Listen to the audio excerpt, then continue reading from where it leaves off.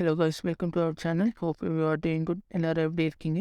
இந்த வீடியோ தமிழில் பார்க்கணும்னு நினச்சோம் டிஸ்கிரிப்ஷனில் இருக்க லிங்கை செக் பண்ணுங்கள். In this video, we are going to see about what is virtual environment, what is the use of virtual environment, how to create it and how to use it by activating virtual environment and installing packages and deactivate.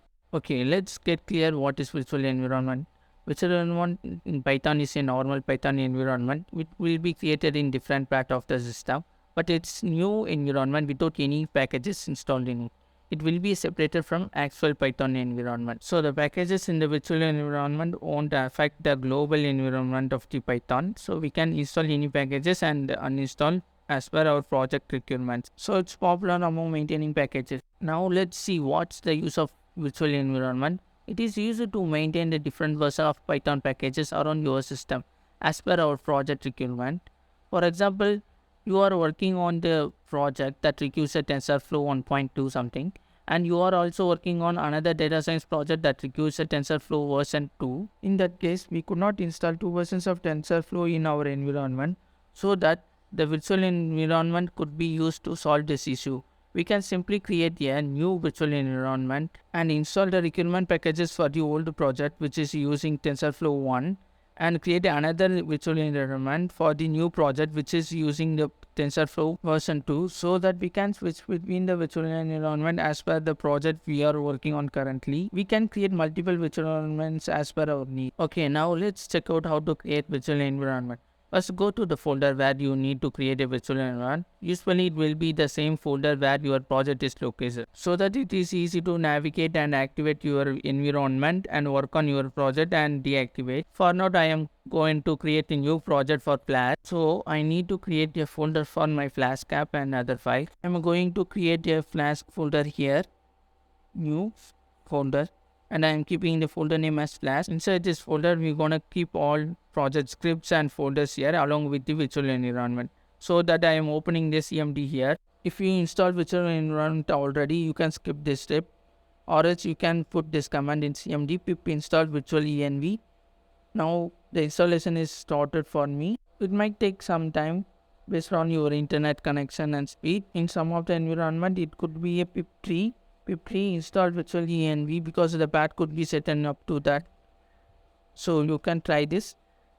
Yeah, it's installed for me. Then open the folder where you want to create a virtual env. See that this folder is empty only. Now I'm gonna create a virtual environment here. For that, just put this command virtualenv space, then the virtual environment name. We can give whatever name we wish to give. For now, I am giving Flash cap virtualenv space Flash cap, so that it will create a virtual environment in the name of Flash cap. The command got start executing.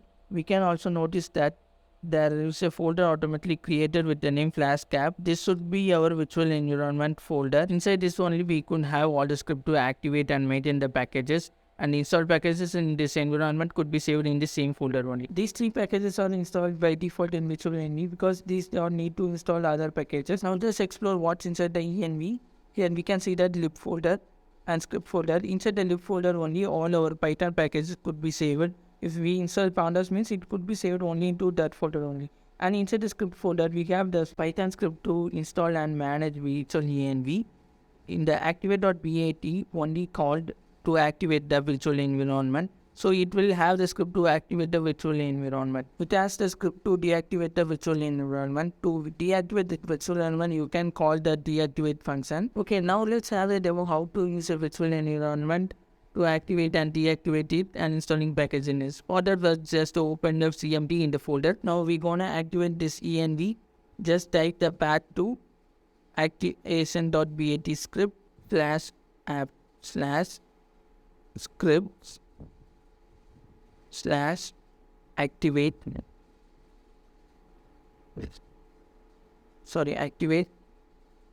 then press enter. It will call that bat file. Now we can see that there is here env name flash a before the CMD interrupter. Now check what are the packages installed this env by pip list. In the meanwhile, I'm gonna open another CMD and check what are the Python packages in the global environment. So just pip list without activating the virtual environment. Here we can see that so many packages are installed in my global Python environment. And meanwhile, we can see that in my virtual environment, only 3 packages are installed. That too, these 3 packages are used to install other packages. So I am just installing Flask here with install Flask. In some cases, it may be pip3 installed Flask, as I already told. Now the packages got installed in the virtualenv. Now check using piplist. You can see that it have installed the Flask and the Flask dependency packages also. Okay, we can check whether the Flask is installed in our global env. Again, piplist. It have listing the packages of Python. Here we can see that in the F there is no Flask. It only installed into the virtual env. We can also verify using a Python interpreter. We can just enter the Python interpreter by typing Python in the cmd. Now just import Flask. It has imported without any errors. Same gonna do in global env Python import Flask. Here we are getting error. So the Flask is not installed in the global env, only installed in the virtual env. Now check how to deactivate it virtual env. It is very simple. Just we can call deactivate. By typing the deactivate command this md, it will automatically deactivate it. You can see that there is no name before this md prompt. And checking the piplist, it is accessing from the global Python environment only. It could be same because they both are global now. So it is easy to work on multiple projects at the same time using virtual environment. If you have any doubts, you can ask me in the comments. Okay, I hope this video is useful to you. Do subscribe to this channel. More useful videos on the way. Peace, long and stay motivated. See you next video. Bye.